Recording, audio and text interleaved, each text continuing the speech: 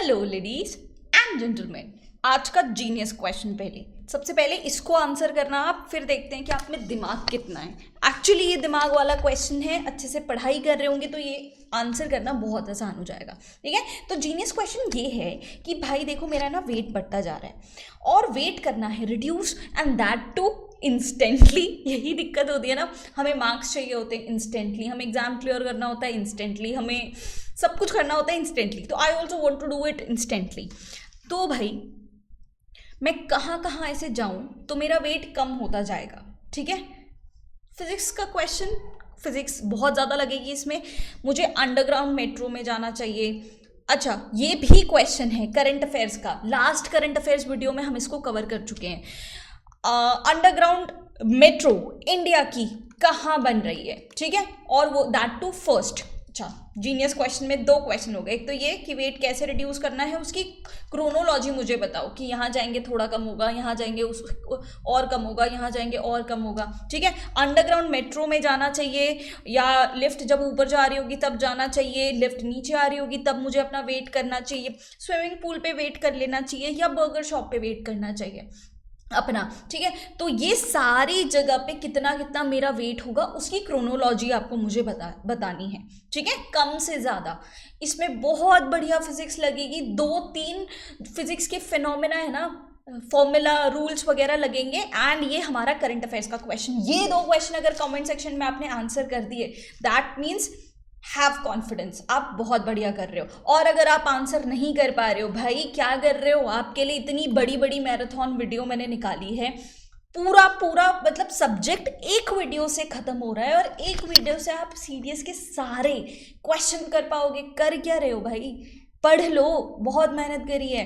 चलो आज की बात करते हैं, एम क्या है हमारा भाई साहब, we have to 100 series 1 2023 and congratulations. आज हम अपने स्टडी प्लान में जो रोज हम अपने आप से पढ़ते हैं फिर हम यूट्यूब पे पढ़ते हैं, आज उसका डे 8 है। आज डे 8 में हमें क्या पढ़ना है, we are beginning with biology and geography.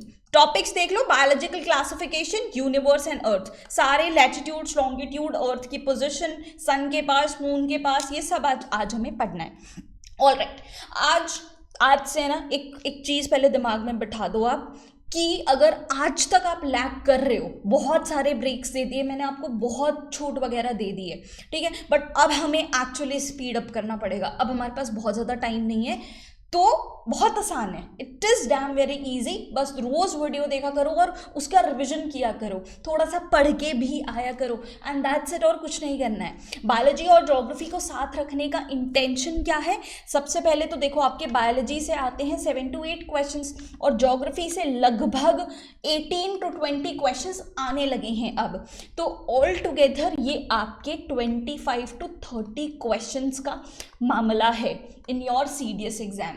ठीक है, हमारा एम क्या है, 40+ टॉपिक वाली वीडियो में, इंपॉर्टेंट टॉपिक्स वाली वीडियो इसी चैनल पे मैंने डाल रखी है। ठीक है, इंपॉर्टेंट टॉपिक्स वाली वीडियो में मैंने आपको सब बता दिया था कि देखो 20 से 25 जो सेम क्वेश्चन सेम कंसेप्ट आने वाले हैं, we are good to go, cut off तो आराम से निकल जाएगा। बट हमारा एम यहाँ पे 40+ एंड देन 50+ है, तो उसके लिए बायोलॉजी एंड ज्योग्राफी आपको हेल्प आउट करेगा। अच्छा, ये दो सब्जेक्ट साथ में किस तरीके से पढ़ने हैं ब्रीफली ये देख लेते हैं, फिर क्वेश्चंस पे डायरेक्ट आ जाएंगे। ठीक है, ओके, बायोलॉजी और ज्योग्राफी का पहले माइंड मैप समझ लो आप, इसको हम कैसे पढ़ेंगे। सीधा पढ़ना शुरू मत हो जाया करो, कोई तरीका होता है। ठीक है, ओके, दोनों का एक कॉमन पॉइंट है कि इसको ओरिजिन से लेटेस्ट जूम कर करके हमें पढ़ना होता है। जैसे अगर हम बायोलॉजी की बात करें, हम किस तरीके से पढ़ाई करेंगे, सबसे पहले हमें ओरिजिन देखना होगा कि चीज़ों की शुरुआत कैसे हुई, केमिकल मॉलिक्यूल से हुई या फिर कोई ऐसा बायोलॉजिकल फिनोमेना हुआ था, है ना, प्री एग्जिस्टिंग लाइफ से वगैरह हुआ था। इससे रिलेटेड जितने भी इंपॉर्टेंट एक्सपेरिमेंट्स हैं हमें वो याद करने हैं, क्योंकि वो मैच द फॉलोइंग में या तो वन लाइनर में आ सकता है। ठीक है, फिर हम धीरे धीरे इवोल्यूशन देखते हैं, मतलब पहले एक सिंगल सेल्ड एकदम, है ना, प्रोटोटाइप कह सकते हैं, प्रोटोटाइप मॉलिक्यूल टाइप होता है, ना इसमें ठीक से ऑर्गेनाइजेशन है, ना स्पेशलाइजेशन है किसी भी चीज़ का। फिर वो धीरे धीरे और इवॉल्व करने लगता है, तो कुछ टाइप ऑफ सेल्स इकट्ठे हो जाते हैं, फिर साथ में टिश्यू बनाते हैं, फिर ऑर्गन बनाते हैं, ऐसे ऐसे करके हम ह्यूमन बीइंग तक पहुंचेंगे, है ना, ह्यूमन बीइंग तक पहुंचेंगे। और इंपॉर्टेंस ऑफ सब्जेक्ट यहाँ से यहाँ तक जाएंगे, ठीक है। यहाँ से आपके दो तीन क्वेश्चन पूछे जाते हैं, और सबसे ज़्यादा क्वेश्चन ह्यूमंस पे पूछे जाते हैं। ह्यूमन के सारे डाइजेस्टिव सिस्टम, रेस्पिरेटरी सिस्टम, ये फंडा रहता है। ये इस तरीके से हमें बायोलॉजी पढ़ना है पूरा अच्छे से, ठीक है। सेम ज्योग्राफी में भी हमें ओरिजिन से स्टार्ट करना है, जैसे बिग बैंग थ्योरी, है ना, बिग बैंग थ्योरी टाइप्स, जहाँ से चीज़ों का स्टार्टिंग हुआ, यूनिवर्स वगैरह, गैलेक्सी वगैरह क्रिएट हुआ। फिर हमें बड़ा से छोटा करना है। बड़े से छोटा मतलब सबसे पहले यूनिवर्स के बारे में कुछ फैक्ट्स देखेंगे, फिर हम अपने सोलर सिस्टम पे आएंगे, ठीक है। सोलर सिस्टम के बारे में कुछ चीज़ें जानेंगे, उसके बाद हम अपने अर्थ पे आएंगे। अर्थ के बारे में बहुत सारी चीज़ें जान लेंगे कि अर्थ के इंटीरियर में क्या है, कितनी लेयर्स हैं, क्या चल रहा है, उसके एक्सटीरियर फीचर्स के बारे में पढ़ लेंगे कि हमने लैटिट्यूड्स लॉन्गिट्यूड्स किस तरीके से बनाई है। फिर हम सारे कॉन्टिनेंट्स के बारे में थोड़ा थोड़ा जानेंगे, कॉन्टिनेंट्स के बारे में, राइट। कॉन्टिनेंट्स के बाद हम आ जाएंगे अपने इंडिया पे, and India would be the super important topic for us, कि इसमें सारी फिजियोग्राफी, जैसे माउंटेन्स हो गए, रिवर सिस्टम हो गई, प्लेट्यूज हो गए, प्लेन्स हो गए, ये सारी चीज़ें बहुत इंपॉर्टेंट है, ठीक है। तो यहाँ पे भी सेम ये जो प्रोसेस है, यहाँ से आपके 5 से 6 क्वेश्चन आते हैं, और मेन जो क्वेश्चन का पूरा लिस्ट निकलता है इंडिया से निकलता है, ठीक है। सेम बायोलॉजी और ज्योग्राफी एक ही सीरीज, इसलिए हमें स्टार्टिंग से देखना ज़रूरी है, इंपॉर्टेंट है। क्वेश्चन वहाँ से भी कवर होते हैं, और एक क्रोनोलॉजी के लिए इंपॉर्टेंट है, बहुत ज़्यादा टाइम भी नहीं जाता, ठीक है। क्वेश्चन पे आते हैं डायरेक्टली, बायोलॉजी से स्टार्ट करते हुए। एंड कंग्रेचुलेशंस, आज डे 8 पे हो आप, बहुत खुशी होती है जब आप अपने गोल्स पूरे करते हो, ठीक है। ओके, क्वेश्चन पे ध्यान दो। अब क्वेश्चन क्या कह रहा है, match the column with column 2, column 1 और कॉलम 2 को। ये है क्या, ये सुपर इम्पॉर्टेंट बायोलॉजिस्ट हैं सारे, ठीक है। ये बायोलॉजिस्ट हैं, और उनसे बिलोंग करने वाली कुछ चीज़ें आपको नहीं पता होगा, डायरेक्टली मैं आपको बता देती हूँ, ताकि आपको बहुत लॉन्ग स्टडी ना करनी पड़े, एंड आपको बेसिक्स पता चल जाए कि बायोलॉजी में आपको क्या क्या पढ़ना है, ठीक है। सबसे पहले डार्विन, चार्ल्स डार्विन की बात करते हैं। एक्चुअली वो पूरे वर्ल्ड की सैर करने चले थे शिप पे, जिसका नाम था HMS बीगल। कभी कभी वन लाइनर्स क्वेश्चन आ जाते हैं, ठीक है। HMS बीगल पे वो पूरा मतलब वो क्या कहते हैं, सृष्टि भ्रमण करने निकले थे। उन्होंने अपनी जो पूरी जर्नी थी उसमें से थ्योरी ऑफ नेचुरल सिलेक्शन की बात लिखी है। तो डायरेक्ट क्वेश्चन आता है थ्योरी ऑफ नेचुरल सिलेक्शन के बारे में, किसने लिखा है, वो चार्ल्स डार्विन ने। फिर ऑपेरिन ने केमिकल इवोल्यूशन के बारे में बताया। एक्चुअली ऑपेरिन और हेल्डेन दोनों एक ही साथ यहाँ पे एक कंक्लूजन पे आए थे। ओरिजिन ऑफ लाइफ के बारे में इन्होंने कमेंट किया था कि ओरिजिन कहाँ हुआ है। ओपेरिन और हेल्डेन दोनों ने बोला कि लाइफ ओरिजिनेट हुई है केमिकल्स से, ठीक है। इनऑर्गेनिक मॉलिक्यूल्स का एक्सपेरिमेंट हुआ and then life created. Okay, फिर आए वेलेस, ये एक नेचुरलिस्ट थे, ब्रिटेन से बिलोंग करते थे ये, and he had the same views like Charles Darwin. Charles Darwin ने क्या कहा था, natural selection, evolution through natural selection, तो वेलेस भी उनके साथ थे। फिर ये सुपर इंपॉर्टेंट है आपका मिलर उरी एक्सपेरिमेंट। इन्होंने फॉर्मेशन ऑफ अमीनो एसिड्स किया था। बेसिकली एनसीईआरटी में आपने इसको देखा होगा। हुआ क्या है, इन्होंने एक्सपेरिमेंट कंडक्ट किए in which he circulated a mixture of methane, ammonia, hydrogen, water vapour, और फिर इलेक्ट्रिसिटी से उसको पास किया। What happened finally, organic molecules बने, अमीनो एसिड्स बने, ठीक है। तो उन्होंने कहा कि हाँ, जो अर्थ पे मेटियोराइट्स वगैरह गिरे थे, ये सब हुआ था, तो वहीं से लाइफ का ओरिजिन हुआ है, ठीक है। तो ये कुछ इंपॉर्टेंट फैक्ट्स फिगर्स थे, इसको ध्यान रखेंगे। बट अब नेक्स्ट क्वेश्चन, जो मेन क्वेश्चंस हमारे आ रहे हैं वो यहाँ पे है। सबसे पहले स्मॉलेस्ट टेक्सॉन ऑफ क्लासिफिकेशन क्या है? सबसे पहले ये टेक्सॉन क्या होता है? आप कह सकते हो सबसे छोटा यूनिट, आप इसको यूनिट भी कह सकते हो। सबसे छोटा यूनिट कौन सा है क्लासिफिकेशन का? क्लासिफिकेशन समझ में नहीं आ रहा? देखो, इस तरीके से आप कह सकते हो कि हमने इंसान को भी क्लासिफाई कर दिया है, हिंदू, मुस्लिम्स, क्रिश्चियंस, जैन वगैरह में, है ना, इसमें हमने बंटवारा कर दिया है। लेकिन इसमें भी तो फर्दर क्लासिफिकेशन है। जैसे आप हिंदुइज्म में ही खुद देख लो, है ना, कोई लोग ब्राह्मण कैटेगरी से बिलोंग करते होंगे, कोई क्षत्रिय कैटेगरी से बिलोंग कर रहा होगा, कोई आपका शूद्र होगा, कोई वैश्य होगा, है ना। ये सारे हिंदूज हैं, बट फिर भी इसमें क्लासिफिकेशन है। अब आप एक सिंगल देखो, इसमें भी आपका अलग अलग क्लासिफिकेशन होगा, इसमें भी होगा। तो जो स्मॉलेस्ट यूनिट है उसके बारे में ये पूछ रहे हैं, ठीक है। तो इस तरीके से आप बायोलॉजी में कैसे देखते हो? बायोलॉजी में देखा जाता है मेन इज आपका किंगडम, सबसे ब्रॉड क्लासिफिकेशन है आपके किंगडम का। किंगडम के बाद आता है फाइलम, फाइलम के बाद आता है क्लास, क्लास के बाद ऑर्डर, फैमिली, जीनस और स्पीशीज। ये इस तरीके से आता है, समझ में आ गया? हम मतलब ह्यूमंस और बंदर दोनों एनिमल कैटेगरी से बिलोंग करते हैं। चलो, ये तो फिर भी सिमिलर है। हम मतलब ह्यूमंस, बंदर, डॉग्स, कैट्स, ये सारे कहाँ से बिलोंग करते हैं? एनिमल किंगडम से बिलोंग करते हैं, राइट। बट धीरे धीरे हमारी ये चीज़ें यहाँ पे ब्रांच कर, कोई किसी का फाइलम अलग होगा, किसी का क्लास अलग होगा, ऑर्डर अलग होगा, फैमिली अलग होगी, जीनस, स्पीशीज वगैरह अलग अलग करके हम एक दूसरों से अलग हो जाते हैं कैरेक्टरिस्टिक्स के हिसाब से, ठीक है। इसको हम डिफेंस में कैसे देख सकते हैं कि main is your command. Army में कितने कमांड होते हैं? चलो अब ये कमेंट करके बताओ, है ना।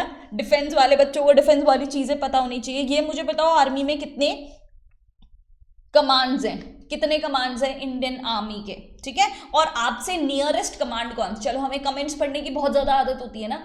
जैसे मेरे से नियरेस्ट कमांड अगर कोई होगा, मुझे उसका कमेंट करना है, ठीक है। मैं भी कमेंट करूंगी जो मेरे पास सबसे क्लोजेस्ट कमांड मेरा आर्मी किसे होगा, I will write it down. तो अगर हम ऐसे पढ़ेंगे ना, मे भी चीज़ें ज़्यादा याद रहने लगेंगी, ठीक है। तो जैसे आर्मी में भी ऑर्गेनाइजेशन स्ट्रक्चर किस तरीके से होता है कि main is your command, top level command, उसके नीचे आपका कोर आता है, उसके नीचे डिवीजन, इस तरीके से नीचे नीचे आओगे तो स्मॉलेस्ट टेक्सॉन क्या हो जाएगा, सेक्शन। सेक्शन में होते हैं 10 लोग, ठीक है। दिस इज स्मॉलेस्ट यूनिट आपका। इस तरीके से यहाँ पे बायोलॉजी में स्मॉलेस्ट यूनिट आपका क्या हो जाएगा, species will be the smallest thing. समझ में आ रही है बात?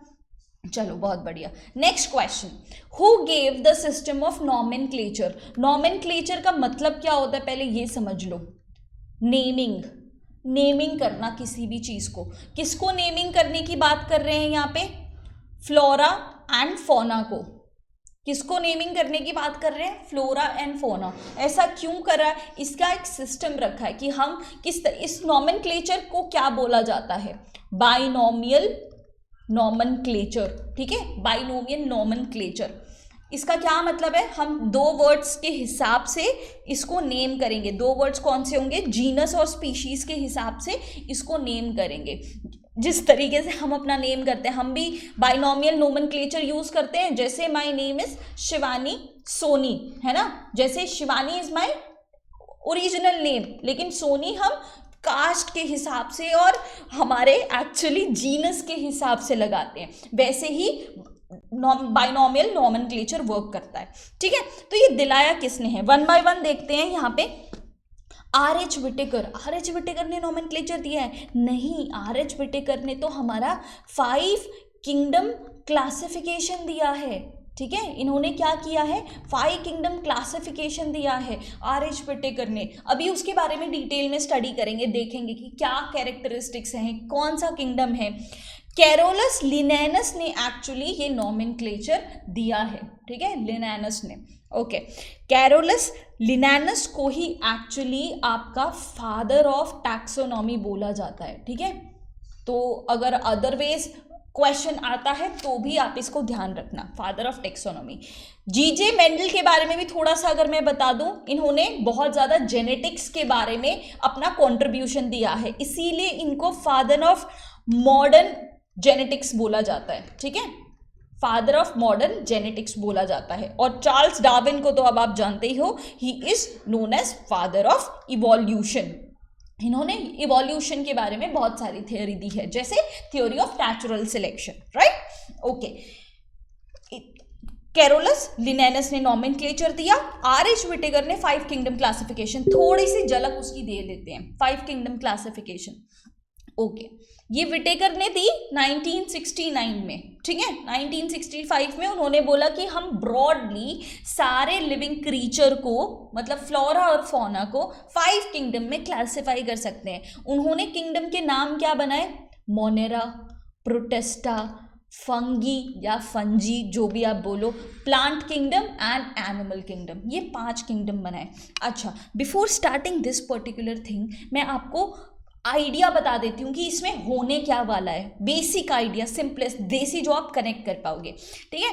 इसमें होगा ये कि आपको इस तरीके से इवोल्यूशन देखने को मिलेगा। जैसे पहले कितने प्रिमिटिव फोन्स आते थे, है ना, प्रिमिटिव फोन्स आते थे पहले। तो इससे भी पहले देखे तो लैंडलाइन, मतलब वायर से कनेक्ट, आपको बहुत ध्यान से सुनना, ये बात सुन ली ना, फिर आपके लिए चीज़ें आसान होगी। आप खुद मतलब माइंड मैप सेट कर सकते हो अपने दिमाग में।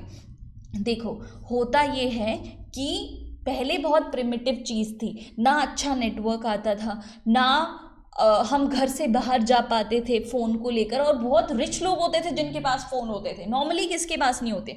फिर धीरे धीरे इवोल्यूशन हुआ, है ना, वायरलेस फ़ोन बनना शुरू हुए, फिर और इम्प्रूवमेंट हुआ, गेम्स इंट्रोड्यूस हुए इसमें, है ना, और ऑर्गेनाइज्ड वे में चीज़ें होने लग गई, नेटवर्क्स बेटर होने लग गए, है ना, नेटवर्क बेटर होने लग गए। न्यूज़ में आने लग गया कि कल अमिताभ बच्चन का 2 सेकंड के लिए नेट बंद हो चुका था, है ना, मतलब कितना ऑर्गेनाइज हो चुका है। अब 2 सेकंड के लिए भी नेटवर्क अवेलेबल ना हो तो it becomes a very big matter. लेकिन बैक टाइम देखें तो कुछ भी अवेलेबल, ऐसी कोई चीज़ ही अवेलेबल नहीं थी, है ना।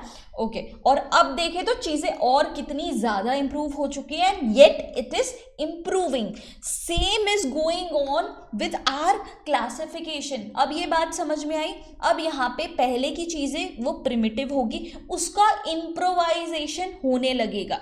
अभी देखते हैं कैसे। अगर हम कैरेक्टरिस्टिक्स में सबसे पहले सेल टाइप की बात करें, सबसे पहले यहाँ पे कलर चेंज कर लेते हैं ताकि आपको ज़्यादा बेटर समझ में आए, ठीक है। सबसे पहले सेल के टाइप की बात करें, पहले आया मोनेरा। अब यहाँ पे सबसे प्रिमिटिव, ये सबसे ज़्यादा प्रिमिटिव होगा, ठीक है, और यहाँ पे धीरे धीरे हम एडवांस्ड वर्जन की ओर बढ़ने लगेंगे, ठीक है। पहले प्रोकैरियोटिक सेल था। प्रोकैरियोटिक मतलब प्रिमिटिव सेल, जिसके अंदर कोई भी ऑर्गेनाइज स्ट्रक्चर नहीं है कि कौन सा ऑर्गन क्या काम करेगा क्या नहीं, ऑर्गन तो था ही नहीं भाई, एक सिंगल सेल था प्रोकैरियोटिक सेल। फिर धीरे धीरे प्रोटिस्टा तक हम आए तो वो सेल यूकैरियोटिक हो गया। हम जब सेल पढ़ेंगे तब हम देखेंगे कि प्रोकैरियोटिक यूकैरियोटिक में एग्जैक्टली क्या डिफरेंस होता है। अभी we just need to understand this classification. Okay, फिर ये सारी चीजें यूकैरियोटिक रही, ठीक है, प्रोकैरियोट से हम यूकैरियोट में कन्वर्ट हो पाए, ठीक है। फिर सेल वॉल की बारी आई। सेल वॉल कैसा है? सेल वॉल सबसे पहला आपका नॉन सेल्यूलोजिक था, जिसमें पॉलीसैकेराइड और अमीनो एसिड से बना हुआ था, कोई स्पेशल फीचर्स नहीं थे। प्रोटिस्टा तक हम आए तो कभी कभी भी वो प्रेजेंट होता है, कभी कभी वो प्रेजेंट नहीं होता। फंगी में आए तो एक काइटेनियस, आप इसे चिटिन भी कह सकते हो, काइटिन भी कह सकते हो, I am calling it chitin, ठीक है। काइटेनियस आपका पूरा सेल वॉल आपको दिखेगा according to adaptation, according to surrounding. फिर प्लांट किंगडम में आपको सेल्यूलोज वाला, प्रॉपर सेल्यूलोज वाला आपको मिलेगा सेल वॉल, और यहाँ पे तो बिल्कुल ही सेल वॉल एब्सेंट हो जाएगा एनिमल किंगडम आते आते, ठीक है। अब देखो, अब nuclear membrane of body organisation. Nuclear membrane की सबसे पहले बात करेंगे, ये अलग है, ठीक है। न्यूक्लियर मेम्ब्रेन की अगर हम बात करें तो ये एक बहुत एडवांस्ड फीचर है, ठीक है। एडवांस्ड फीचर मतलब न्यूक्लियस के अराउंड भी मेम्ब्रेन होना, ये ऐसी बात कह दे रहे हैं कि कौन से फोन में 5G नेटवर्क है, ठीक है, तो इन सब में तो एब्सेंट ही होगा, एब्सेंट। 5G अब जाके धीरे धीरे एक्सपांड कर रहा है, तो वही 5G जैसा है हमारा न्यूक्लियर मेम्ब्रेन का फीचर।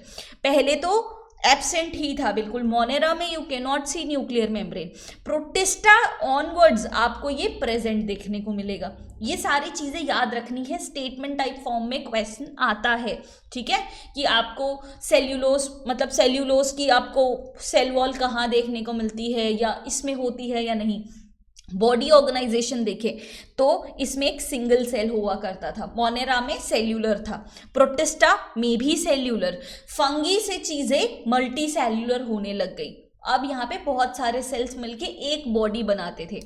प्लांट किंगडम आने से टिश्यू और कोई जो बहुत पुराने प्लांट्स हैं उसमें टिश्यू लेवल ऑफ, उसमें बस टिश्यूज हुआ करते थे उस बॉडी में।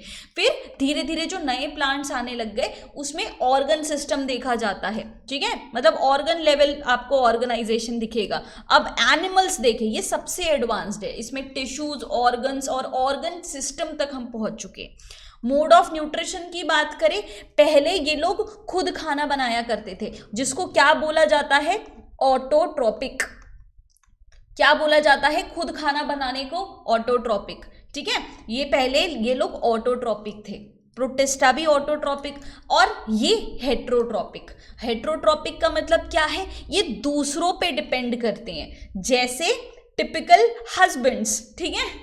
और ये मतलब जो ऑटोट्रोपिक का मतलब ये टिपिकल वाइफ। अब यहाँ पे कोई सेक्सिस्ट कमेंट्स नहीं आएंगे कि हस्बैंड ही क्यों ये होगा, no, I am just giving you funny examples ताकि आपको याद रहे, ठीक है। तभी मैंने बोला टिपिकल हस्बैंड्स वो हेट्रोट्रोपिक होते हैं, ठीक है। प्लांट ऑटोट्रोपिक होता है, हम तो वापस हम मतलब एनिमल किंगडम वापस हेट्रोट्रोपिक। ये सारी चीज़ें अब आप रिलेट करते हुए चलना कि हाँ पहले प्रिमिटिव था, अब चीज़ें कैसे डेवलप होने लग गई, एडवांस होने लग गई, अब याद रहेगा। चलो क्वेश्चन पे वापस आते हैं तो हमारा अच्छे से बायोलॉजिकल क्लासिफिकेशन खत्म हो सकता है। Okay, in which of the following kingdom are arch and nitrogen fixing organism classified. ये जो पर्टिकुलर ऑर्गेनिज्म है इसमें एग्जाम्पल, बायोलॉजिकल क्लासिफिकेशन में क्वेश्चन कहाँ से आ सकते हैं, एग्जाम्पल से।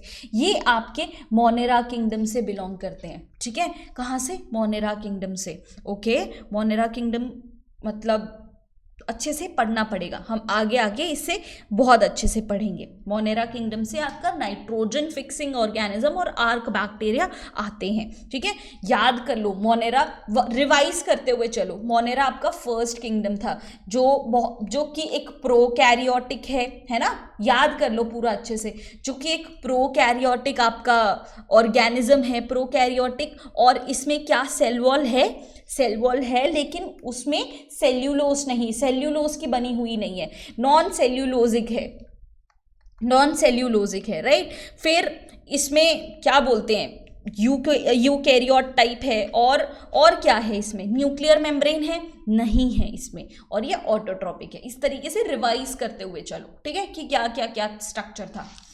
Okay, which one of the following is not correctly matched. यहाँ पे नॉट मत भूलना, ठीक है, not is very very important here.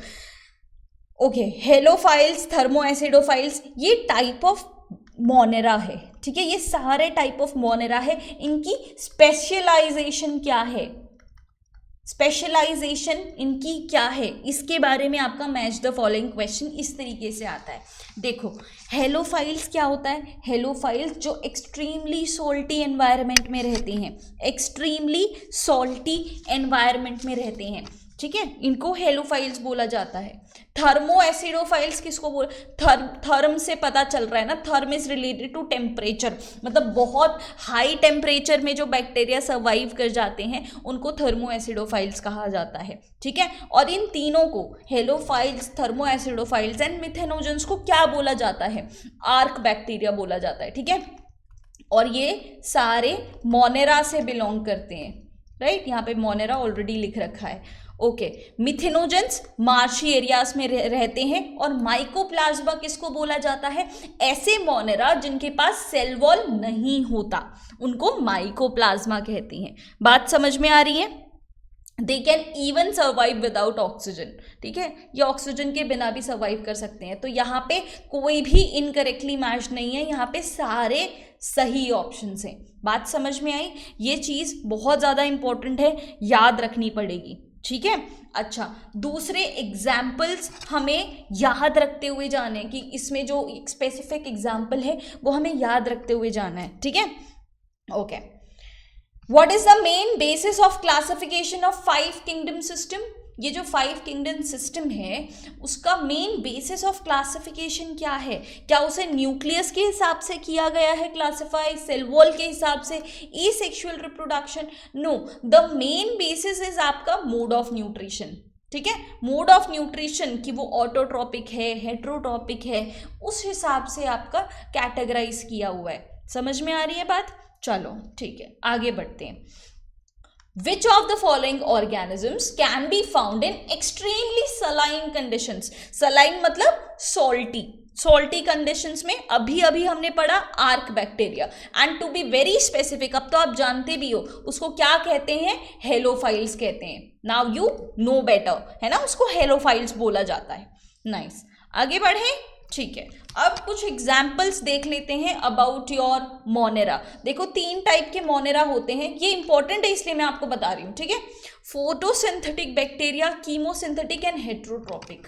Mode of nutrition को बहुत ज़्यादा तवज्जो दिया गया है when it comes to 5 kingdom classification, तो आपको याद करना पड़ेगा। एक आधे सीडीएस के प्रीवियस ईयर क्वेश्चंस अगर आप देखोगे तो उसमें लिखा था कि साइनोबैक्टीरिया या ब्लू ग्रीन एल्गी कौन से किंगडम से बिलोंग करता है, ठीक है।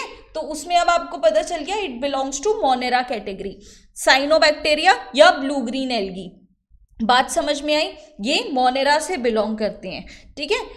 बेसिकली इनका काम क्या होता है, नाइट्रोजन फिक्सेशन का, नाइट्रोजन साइकिल इनकी वजह से चलती है ट्रीज में, ओके। और एग्जांपल क्या हो गए फोटोसिंथेटिक बैक्टीरिया के, नोस्टॉक एंड एनेबिना। ये चीज आपको याद रखनी है। जो चीज ये है ना, बायोलॉजी और केमिस्ट्री में बहुत स्पेसिफिक चलेंगे। आई नो आपको ये दोनों ही सब्जेक्ट बहुत ज्यादा पसंद नहीं है, बट जो फुल इंपॉर्टेंट होगा उसी को हम टच करते हुए जाएंगे, राइट, ठीक है। कीमोसिंथेटिक बैक्टीरिया की बात करें तो उनका काम क्या होता है, ऑक्सीडाइज कर देते हैं, हर चीज को ऑक्सीडाइज कर देते हैं, इनऑर्गेनिक सब्सटेंसेस को, और वो रिसाइक्लिंग न्यूट्रिएंट्स के बहुत काम आता है, नाइट्रोजन, फॉस्फोरस, आयरन, सल्फेट, ये सारे। और जो हेट्रोटॉपिक होते हैं दे आर डीकम्पोजर्स, मतलब वो दूसरों पे डिपेंड करते हैं यहाँ पे खाने के लिए, उसको हेट्रोटॉपिक कहते हैं। ऐसे भी याद रख सकते हो, H for heterotrophic, H for husband, ठीक है, ओके। ऐसे करके आप याद रख सकते हो, तो अगर आप कंफ्यूज हो जाओ कभी तो, ओके। तो इनके कुछ एग्जाम्पल्स हैं, जैसे ये लोग कर्ड, मिल्क में से कर्ड बनाते हैं, एंटीबायोटिक्स बनाने में काम करते हैं, नाइट्रोजन फिक्सिंग में काम करते हैं। तो ये कुछ एग्जाम्पल्स हैं जिसको नोस्टॉक, एनाबीना याद रखना, और ब्लू ग्रीन एल्गी भी, राइट। चलो आगे बढ़ते हैं। समटाइम्स सी अपीयर्स रेड। आज तक हम क्या पढ़ रहे थे कि, अच्छा ये भी आप कमेंट सेक्शन में रिफ्रेश करने के लिए लिख सकते हो कि स्काई का कलर ब्लू क्यों होता है, सनसेट और सनराइज पे रेड कलर क्यों दिखता है, ये सारी चीज़ें आप लिख सकते हो। और रेनबो के 7 कलर्स क्यों दिखते हैं, ये चीज़ आप अपना रिवीजन करने के लिए वापस से याद कर सकते हो। चलो बायोलॉजी में आके देखते हैं कि अब सी भी रेड कलर का दिख रहा है भाई, ये किसकी वजह से, क्रीजोफाइट्स की वजह से, यूग्लिनोइड्स की वजह से, स्लिम मूल्स की वजह से, या डाइनोफ्लैजेलेट्स की वजह से। पहले तो ये सारी चीज़ हैं क्या बताओ, ये है क्या, ये टाइप ऑफ प्रोटिस्टा है, ठीक है। ये क्या है, टाइप ऑफ प्रोटिस्टा है। प्रोटिस्टा मतलब हमारा सेकेंड किंगडम जो हमने पढ़ा था, सेकेंड किंगडम मोनेरा के बाद प्रोटिस्टा, ठीक है। बेसिकली जो क्राइजोफाइट्स होते हैं, यहाँ से क्वेश्चन जो आ चुके हैं या आने वाले हैं वो मैं आपको फैक्ट्स मेंशन कर देती हूँ। क्राइजोफाइट्स में है ना आपकी 2 चीज़ें आती हैं, डायटम्स, और जो बहुत ज़्यादा इंपॉर्टेंट है गोल्डन एल्गी, ठीक है। गोल्डन एल्गी जिसको डेस्मिड्स भी कहते हैं, उसे क्रीजोफाइट कैटेगरी के अंदर कैटेगराइज करते हैं। क्वेश्चन ये 2 पे आते हैं कि गोल्डन एल्गी और डायटम्स कौन से उससे बिलोंग करते हैं, प्रोटिस्टा से बिलोंग करते हैं। लेकिन ये जो डायटम्स होते हैं ना, ये किस लिए इंपॉर्टेंट है, ये डाइएटोमीशियस अर्थ बनाने के लिए रिस्पॉन्सिबल होते हैं। मतलब इनके पास है ना शेल्स होते हैं, डायटम्स के पास शेल्स होते हैं, और वो शेल्स बने होते हैं सिलिका के, बहुत स्ट्रॉन्ग, इसलिए वो मर जाते हैं तो शेल्स फिर भी जिंदा रहते हैं। तो जहाँ पे ये लोग लोकेटेड होते हैं वो ज़मीन पूरी डायटमिशियस बन जाती है, सिलिका शेल से बन जाती है, ठीक है, जो फिर पॉलिशिंग और फिल्ट्रेशन वगैरह के पर्पस में काम आती है, ठीक है। क्रीजोफाइट्स, बात समझ में आई। फिर यूग्लिनाइड, स्लिम मूल्ड, ये सारी आपकी टाइप ऑफ प्रोटिस्टा हैं। और dinoflagellate is responsible for red tides, ये रेड टाइड्स के पीछे रिस्पॉन्सिबल होते हैं डाइनोफ्लैजेलेट्स। बात समझ में आ रही है, ठीक है। ये इतने टॉक्सिन्स रिलीज करते हैं कि ये पूरा मरीन इकोसिस्टम खराब कर देते हैं। मतलब ये जब भी अपना इतना पिगमेंट रिलीज करते हैं ना तो सारी मछलियां वगैरह मर जाती हैं।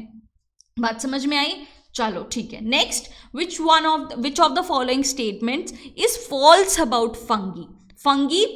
मोनेरा, प्रोटिस्टा, फिर फंगी तक हम पहुंचे थे, ठीक है। फंगी यूकैरियोट्स है, बिल्कुल है, ठीक है। मोनेरा हमारा प्रोकैरियोट था, उसके बाद सारे यूकैरियोट्स थे। दे आर हेट्रोट्रॉप्स, बिल्कुल, इनको किसी और पे डिपेंड होना पड़ता है ना, okay. They possess purely cellulosic cell wall, is it? No, cellulosic cell wall किसकी होती है? प्लांट की होती है। इसकी सेल वॉल कैसी है? काइटिन वाली, बोला था ना चिटिन, काइटिन वाली होती है। तो ये स्टेटमेंट फॉल्स है फंगी के बारे में, ठीक है। बात समझ में आ रही है? C would be the right answer, ठीक है। नेक्स्ट, ICBN का मतलब क्या है?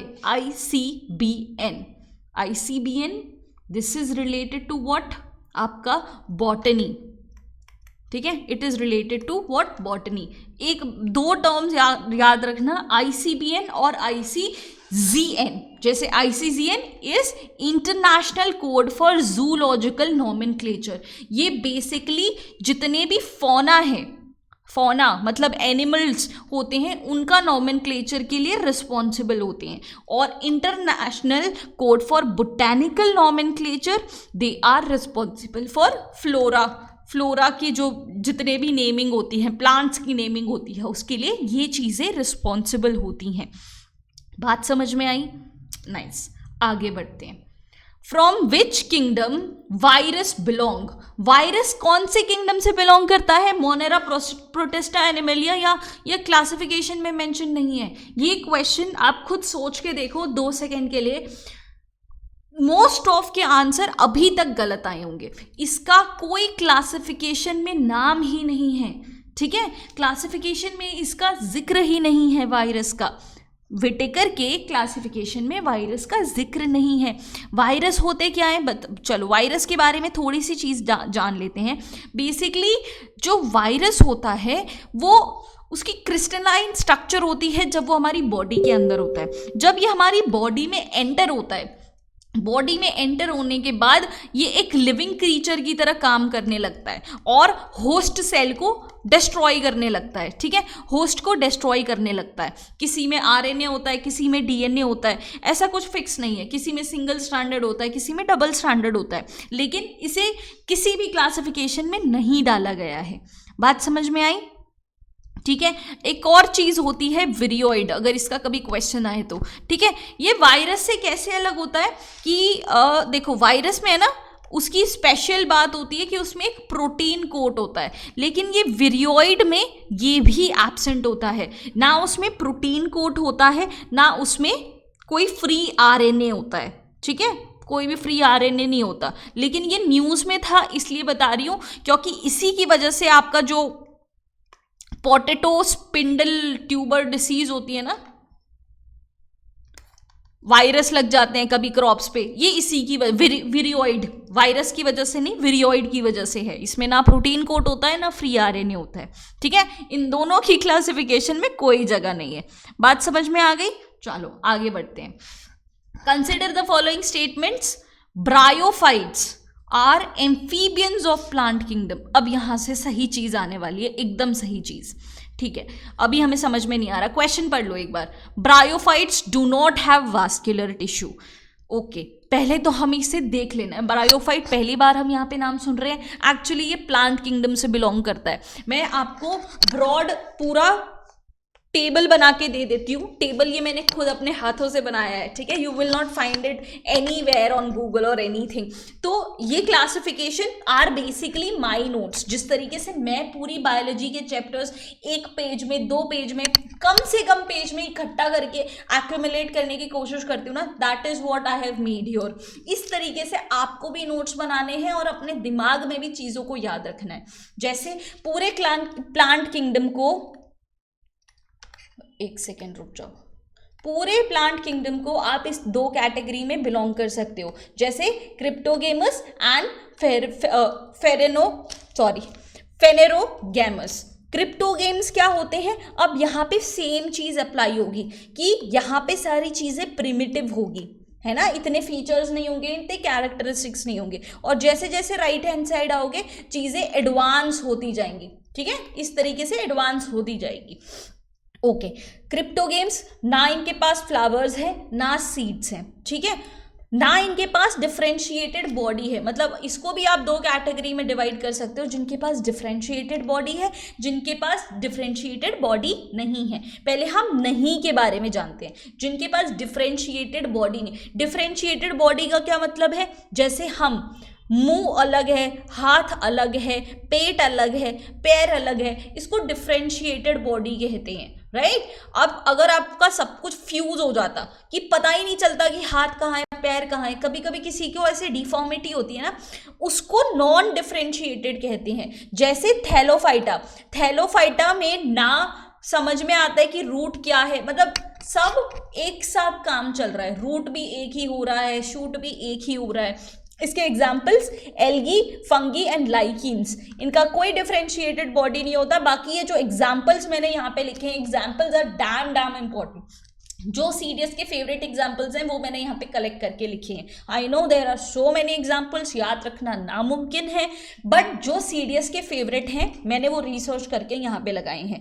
जैसे small non motile Thallophyta chlorella हो जाएगा। जैसे ये क्वेश्चन है ना, इस तरीके से पूछा जाता है कि Selaginella is an example of bryophyta, तो इस तरीके से आपको याद करना पड़ेगा कि किसका क्या एग्जाम्पल है। ओके, मोटाइल में क्लाइमाडोमोनास, मल्टीसेल्यूलर में चारा और स्पाइरोगेरा है, मैक्रोस्कोपिक में सार्गासम है, सेल वॉल इसकी पॉलीसैकेराइड और प्रोटीन की बनी होती है। ये सारी चीजें आपको याद रखनी है, ठीक है। ओके, अब ऐसे क्रिप्टो गेम्स की बात करते हैं जिनकी डिफरेंशिएटेड बॉडी है, मतलब थोड़े से एडवांस हो चुके हैं। उसमें भी क्या होता है, डिफरेंशिएटेड बॉडी है लेकिन वास्कुलर सिस्टम अच्छा नहीं है, और जिसका अच्छा वास्कुलर सिस्टम है। वास्कुलर सिस्टम मतलब क्या होता है? वास्कुलर सिस्टम क्या होता है बताओ? अच्छे से प्लांट किंगडम जब पढ़ेंगे तब पढ़ेंगे, ठीक है, अभी समझ लो। ब्रायोफाइटा, जिनके पास अच्छा वास्कुलर सिस्टम नहीं है, they are known as amphibians of plant kingdom, क्योंकि वो पानी में भी रह सकते हैं। एम्फीबियंस क्या होता है? जो पानी में भी रह सकते हैं और जमीन पे भी रह सकते हैं, they are known as amphibians. और ब्रायोफाइटा को एम्फीबियंस ऑफ प्लांट किंगडम बोला जाता है। उसमें कोई ट्रू रूट सिस्टम नहीं होता, स्टेम नहीं होते, लीव्स नहीं होते। मेल सेक्स ऑर्गन्स को एंथ्रीडियम कहा जाता है। अब देखो ये बात आपको कैसे क्वेश्चन में आ सकती है ये समझ लो। यहाँ पे ना लिखा जाता है एंथ्रीडियम किससे बिलोंग करता है ना। ऐसे आप आगे थ्रू आउट जब एनिमल किंगडम में पढ़ोगे ना, तो उनकी जो एक्सक्रीटरी ऑर्गन्स होते हैं, नेफ्रीडिया किस में प्रेजेंट होता है, एंथ्रीडियम किस में प्रेजेंट होता है, वो इंपॉर्टेंट। मैं आपकी हेल्प करती रहूंगी, बताती रहूंगी कि यहाँ से क्वेश्चन आता है, यहाँ से क्वेश्चन आता है, बट आप नोट करने का काम आपका है, ठीक है। Antheridium belongs to bryophyta. Female में आर्किगोनियम होता है, और example sphagnum, liverwort and moss, ये सारे एम्फीबियंस ऑफ प्लांट किंगडम वाले में बिलोंग करता है। बात समझ में आई आपको? ठीक है। और जब ऐसे क्रिप्टो गेम्स जिसमें वास्कुलर सिस्टम अच्छा डेवलप हो चुका है, देख रहे हो धीरे धीरे एडवांसमेंट बढ़ता जा रहा है ना, ठीक है। ये पहले टेरेस्ट्रियल प्लांट्स है जिनके पास वास्कुलर सिस्टम, यहां से पहली बार वास्कुलर सिस्टम बनना शुरू होता है।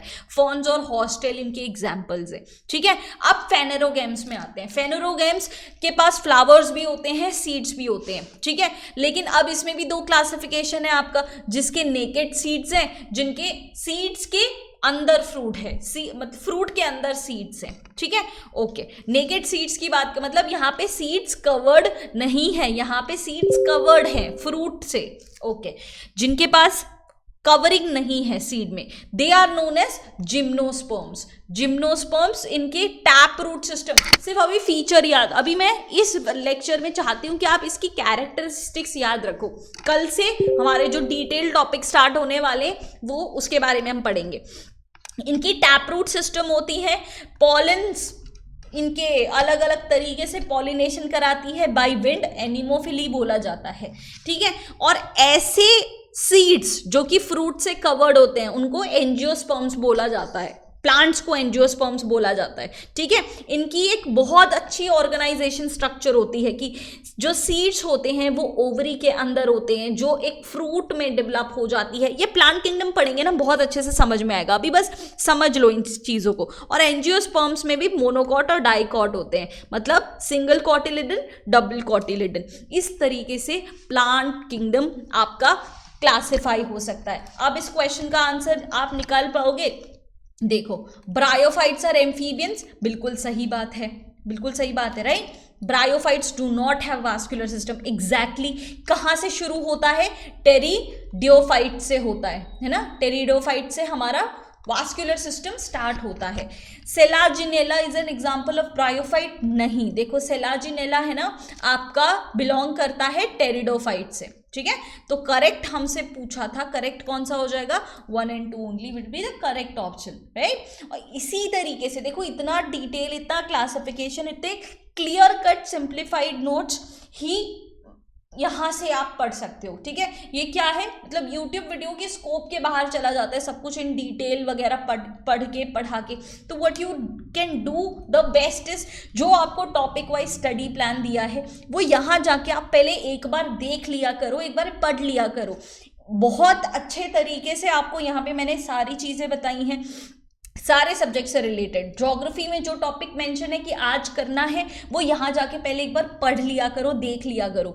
बायोलॉजी से क्या करना है यहाँ पे एक बार देख लिया करो, बायोलॉजिकल सिस्टम। फिर आप यहाँ पे आके प्रैक्टिस करोगे, रिविजन करोगे ना, तो आपको बहुत बेटर क्लैरिटी मिलेगी, है ना। यहाँ से पूरा आप रिविजन बुकलेट आप डाउनलोड कर सकते हो, सो दैट आप एग्जाम से पहले ये सारी वीडियोस एक साथ वापस देना नामुमकिन है, हो ही नहीं सकता। कहाँ से वापस से आधा घंटा, 1 घंटा, 2 घंटा, 6 घंटे की वीडियो मैंने बना रखी है, वापस उतना देखना इम्पॉसिबल है। बेटर आप बुकलेट को डाउनलोड करके रिवाइज करो और मॉक टेस्ट वगैरह देते रहो, ठीक है। This course is available on defence mania 2.0 app, ठीक है। आपकी बेनिफिट के लिए है। अगर यू हैव नोट्स या कहीं और से पढ़ रहे हो, no problem, this is just the source recommendation from my side. ये पूरी रिविजन बुकलेट्स हैं सारी सब्जेक्ट वाइज, जो मैंने खुद ने बनाई हैं for the course students, right. चलो क्वेश्चन पे आते हैं दोबारा। Consider the following statements. Lichens show symbiotic relationship. Symbiotic relationship क्या होता है? म्यूचुअल रिलेशनशिप, कि तुम मुझे ये दे रहे हो, मैं तुम्हें ये दे रही हूँ, हम दोनों खुश हैं, ठीक है। लाइकीन्स थोड़ा समझ लेते हैं होता क्या है। लाइकीन्स एक सिम्बायोटिक एसोसिएशन शो करता है फंगी और एल्गी के बीच में, ठीक है। फंगी और एल्गी के बीच में, जहाँ पे एल्गी टिपिकल वाइफ वाला काम करता है और फंगी एक टिपिकल हस्बैंड वाला काम करता है। आगे देखते हैं कैसे। जो एल्गल कंपोनेंट है वो फाइकोबायोंट है, और ये स्टेटमेंट टाइप क्वेश्चंस में काम आएगा। जो आपको लैंग्वेज समझ में नहीं आती ना, वही लैंग्वेज मैंने आपको यहाँ पे दी है ताकि आप उसे समझ जाओ। ऐसा ना हो कि क्वेश्चन आने के बावजूद आप उस क्वेश्चन को छोड़ना पड़ जाए, बहुत बुरा लगता है तब, है ना। फंगल कंपोनेंट इसका माइकोबायोंट है। इसका मतलब क्या है? Which is autotrophic and heterotrophic respectively. मतलब अलगी खुद का खाना खुद बनाता है और फंगी जो है वो अलगी का खाना खा जाता है, ठीक है। Algae prepares food and fungi provides shelter and absorb minerals and nutrients. मतलब यहाँ पे ये इसको चीज़ें प्रोवाइड करता है, सिक्योरिटी प्रोवाइड करता है, और इन रिटर्न ये इसका खाना वगैरह बना देती है, ठीक है, जिससे वो सर्वाइव कर जाता है। लेकिन ये जो लाइकीन्स है ना, वो पॉल्यूटेड एरियाज में नहीं रह सकते हैं। They are very sensitive to SO2, इसीलिए ये एक इंडिकेटर की तरह काम करता है कि अगर लाइकिन्स किसी एरिया में अवेलेबल नहीं है मतलब वहाँ पे पॉल्यूशन लेवल ज़्यादा है, अगर लाइकिन्स हैं तो पॉल्यूशन लेवल अंडर कंट्रोल है। ये भी बात यहाँ पे सही है, तो करेक्ट ऑप्शन क्या हो जाएगा, यहाँ पे दोनों हमारे करेक्ट ऑप्शन है। बात समझ में आई? बहुत सिंपल था, ठीक है। अब हम एनिमल किंगडम के बारे में थोड़ा सा मैं आपको बता देती हूँ कि क्लासिफिकेशन कैसे इसका जाएगा। इसका क्लासिफिकेशन एक बार आप देख लोगे तो जब हम एनिमल किंगडम पढ़ेंगे things were very simple for you. इसमें भी क्या होगा, चीज़ें प्रिमिटिव होंगी on the left hand side, धीरे धीरे धीरे धीरे एडवांस लेवल की चीज़ें होती जाएंगी, ठीक है। ओके, एनिमल किंगडम पहले सेल्यूलर लेवल पे था, ठीक है, मतलब एक सिंगल सेल को भी हम एक एनिमल किंगडम में जगह देते थे। उसका नाम क्या था, पॉरीफेरा। पॉरीफेरा मेनली स्पॉन्जेस थे। यहाँ पे एक एक लाइन एक एक वर्ड से क्वेश्चन निकल सकता है, इसीलिए मैं ये आपको दे रही हूँ, ठीक है।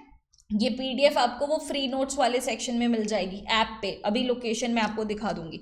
Basically porifera are sponges, marine होते हैं, हर्माफ्रोडाइट होते हैं। हर्माफ्रोडाइट का मतलब क्या होता है, जिनके सेक्स सेपरेट नहीं होते, उसमें बॉय और गर्ल, मेल और फीमेल अलग नहीं होते, दे आर सेम, हर्माफ्रोडाइट बोला जाता है, ठीक है। इनके जो specialise cells, this is the question which I was talking about. जैसे कोनोसाइट्स पूछ लिया, कोनोसाइट्स मैच द फॉलोइंग में पूछ लिया कि स्पेशलाइज सेल्स को मैच करो, कोनोसाइट्स बिलोंग्स टू आपका पॉरीफेरा। बात समझ में आई?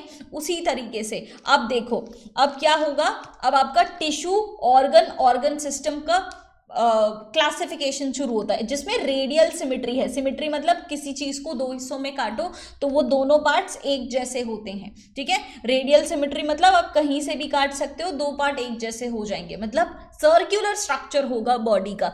ऐसे कौन से हैं, सिलिंड्रेटा। सिलिंड्रेटा ये भी पानी में रहते हैं। इसका स्पेशलाइज सेल कौन सा है, इसका स्पेशलाइज सेल है आपका नीडोसाइट्स और निमेटोसाइट्स, ठीक है, नीडोसाइट्स एंड निमेटोसाइट्स। और एक और कैटेगरी आती है आपकी टीनोफोरा की। टीनोफोरा, इसमें बायोल्यूमिनेसेंस होता है, मतलब ये चमकते हैं जुगनू की तरह। इसमें भी सेक्सेस आर नॉट सेपरेट, ठीक है। मैंने यहाँ पे टोटल आपके लिए सब कुछ बना के रखा है, पूरा रेड कलर का जो सर्कल है उसमें सेक्सेस सेपरेट नहीं है, मतलब पॉरीफेरा में नहीं है, सिलिंड्रेटा में नहीं है, टीनोफोरा में नहीं है, प्लेटीहेल्मिन्थिस यहाँ तक सेक्सेस अलग नहीं है। अब इससे ऊपर जाओगे तो सेक्स का डिफ्रेंसिएशन स्टार्ट हो रहा होगा, ठीक है, और यहाँ पे सेल्यूलर लेवल है। अब इन दोनों की बात करें तो ये टिश्यू लेवल ऑर्गेनाइजेशन होगा, सिलिंड्रेटा का और टीनोफोरा का। एनसीईआरटी में ये सारी चीजें मेंशन है, आई नो दैट, बट आप याद नहीं रख सकते हो कि किसमें टिश्यू लेवल है, कब ऑर्गन सिस्टम हो गया। ये माइंड मैप्स कहा जाता है कि इस तरीके से आपको याद रहती हैं चीजें। ऑर्गन लेवल ऑर्गेनाइजेशन किसका है, प्लेटीहेल्मिन्थिस का। इसके आगे जाओगे तो ऑर्गन सिस्टम बनना शुरू हो जाएंगे, ठीक है, ऑर्गन सिस्टम बनना शुरू हो जाएंगे, राइट, ठीक है। उसके बाद बायलैटरल सिमेट्री की बात करो, किसी किसी में कैविटीज नहीं होंगे, किसी में फॉल्स कैविटी होगी, किसी में ट्रू कैविटी होगी, ठीक है। इस तरीके से पहले आता है प्लेटीहेल्मिन्थिस। अभी मैं बस ओवरव्यू करा रही हूं आपका, एनिमल किंगडम में इन सारी चीजों को डिटेल में देखेंगे। प्लेटीहेल्मिन्थिस का एग्जाम्पल आपके फ्लैट मॉम्स हो जाते हैं। अभी डिप्लोप्लास्मिक ट्रिप्लोप्लास्टिक पे आते हैं, अभी 2 मिनट रुको, ठीक है। स्पेशलाइज सेल्स इसके कौन से होते हैं, फ्लेम सेल्स, जो कि एक्सक्रीशन ऑस्मोटिक प्रेशर का रेगुलेशन वगैरह करते हैं। यहां तक आपका सेक्स सेपरेट नहीं होता है। अब सेक्स सेपरेट होना कहां से शुरू होगा, एस्केलमेंथिस में, ठीक है। यहां से sexes are separate. Round worms इसमें होते हैं, पैरासाइट्स, जो भी हमारी बॉडी में पैरासाइट्स लगती हैं, दे आर एस्केलमेंथिस।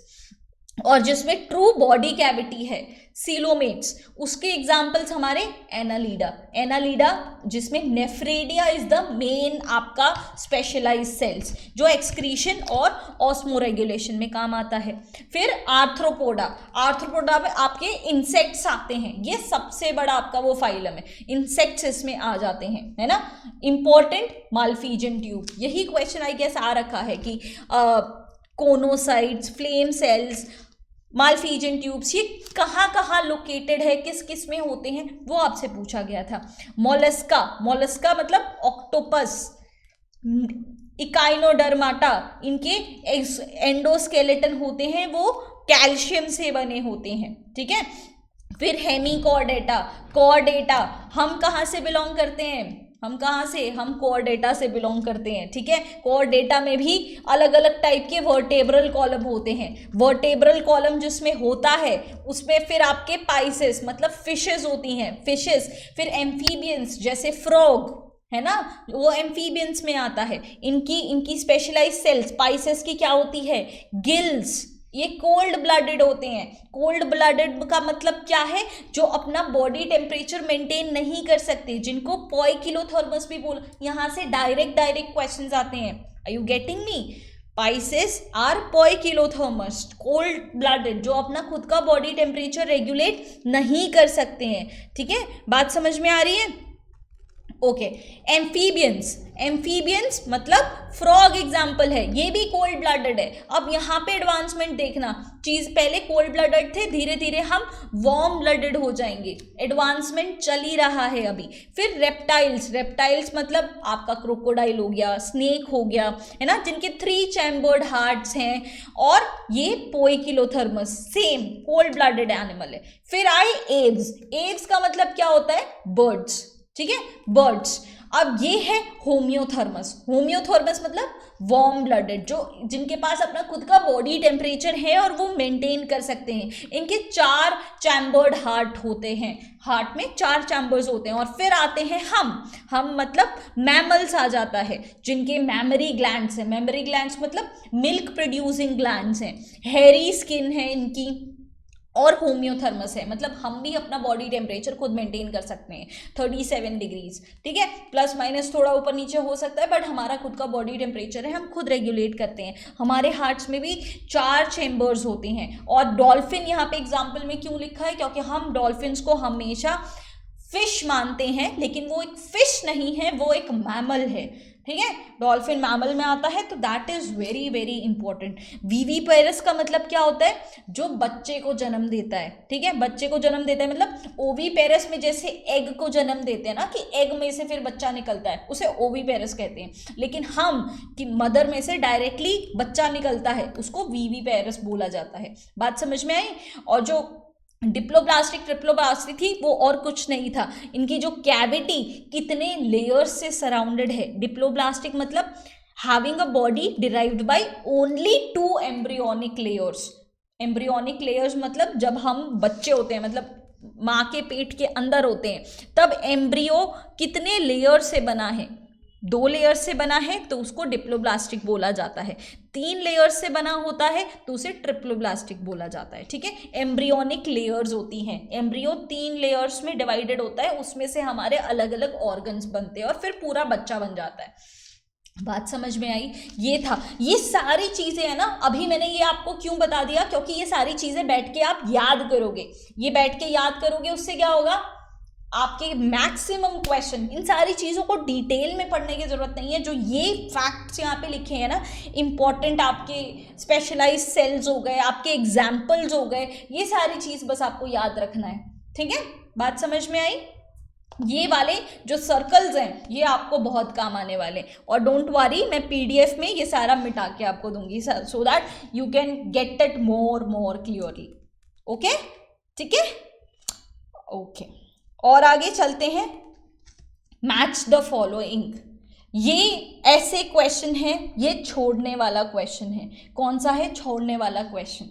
जैसे ये सब अगर आपको फैक्ट्स याद है, दीज आर ऑल फैक्ट्स, ये कंसेप्ट्स नहीं है, ठीक है। ये क्वेश्चन मैंने यहाँ पे मेंशन क्यों किया है और मेंशन करके छोड़ने वाला क्यों कहा है, क्योंकि आपकी एक मेंटालिटी भरी है। आप स्कूल से निकले हो, आप कॉलेज से निकले हो, जहाँ पे हमेशा बात की जाती है कि मैक्सिमम मतलब किसी को 70% आ रहे हैं, 80% आ रहे हैं, 90% आ रहे हैं, and you expect same from UPSC, which is not possible. 50% UPSC exams में आने वाले टॉपर्स हो जाते हैं, ठीक है। तो इसीलिए मैंने आपको यहाँ पे करके दिखाया है कि I am leaving this question, ये अटेम्प्ट करने वाला क्वेश्चन नहीं है, and you don't have to feel bad about it. ये एक स्ट्रैटेजी का पार्ट है। प्रोफेसर की लैंग्वेज में बोले तो this is the part of the plan, ठीक है। छोड़ने पड़ेंगे आपको क्वेश्चंस, 50% से ज़्यादा क्वेश्चन शायद आप छोड़ दोगे, and don't worry for that, क्योंकि नेगेटिव मार्किंग नहीं करनी। अगर नेगेटिव मार्किंग नहीं थी तो आप कुछ भी तुक्का लगा के टिक कर सकते थे, but now negative marking is present, तो गलत अटेम्प्ट करने से अच्छा है क्वेश्चन को छोड़ दो, ठीक है। ओके, बाकी ज्योग्राफी आई वुड से आप इस वीडियो से खत्म करोगे। देखो क्यों इस वीडियो से खत्म करोगे मैं ये बताऊंगी, क्योंकि मैंने इसमें बहुत सारे एनिमेशंस बना रखे हैं, ठीक है।